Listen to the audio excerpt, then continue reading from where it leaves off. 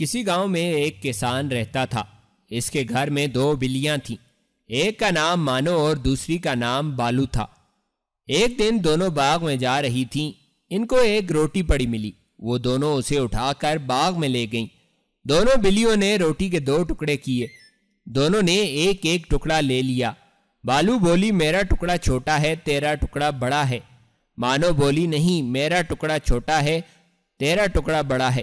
دونوں آپس میں جھگڑنے لگیں۔ اتنے میں وہاں ایک بندر آ گیا اور کہنے لگا، بہنوں کیا بات ہے، کیوں آپس میں لڑ رہی ہو؟ جب بندر کو بات کا پتہ چلا تو اس نے کہا، میں برابر تمہارا فیصلہ کر دوں۔ بندر ایک ترازو لے آیا، اس نے روٹی کا ایک ٹکڑا ترازو کے ایک پلڑے میں رکھا اور دوسرا ٹکڑا دوسرے پلڑے میں رکھا۔ پھر بندر نے کہا، دائیں پلڑے والا ٹکڑا بڑا ہے۔ اتنا کہہ کر اس نے بڑے ٹکڑے میں تھوڑی سی روٹی توڑ دی اور منہ میں رکھ لی۔ اب دوسرا پلڑا ذرا نیچے جھک گیا۔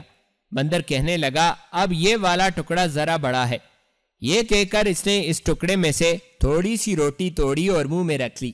اس طرح بندر کبھی دائیں پلڑے کی روٹی توڑ کر کھا لیتا اور کبھی بائیں پلڑے کی روٹی۔ جب دونوں ٹکڑے چھوٹے ہو گئے تو بلیاں گھبرائیں، کہنے لگیں، بھائی بندر ہمارے ٹکڑے ہمیں دے دو، ہم اپنے آپ میں ہی بانٹ لیں گی۔ بندر نے کہا، کتنی دیر سے میں تمہارے جھگڑے کا فیصلہ کر رہا ہوں، یہ تو میری فیس ہے۔ اتنا کہہ کر بندر نے باقی روٹی بھی منہ میں رکھ لی۔ پھر وہ پیڑ پر جا کر بیٹھ گیا۔ بلیاں بہت گھبرائیں، انہوں نے کہا، آئندہ ہم کبھی بھی آپس میں نہیں لڑیں گی۔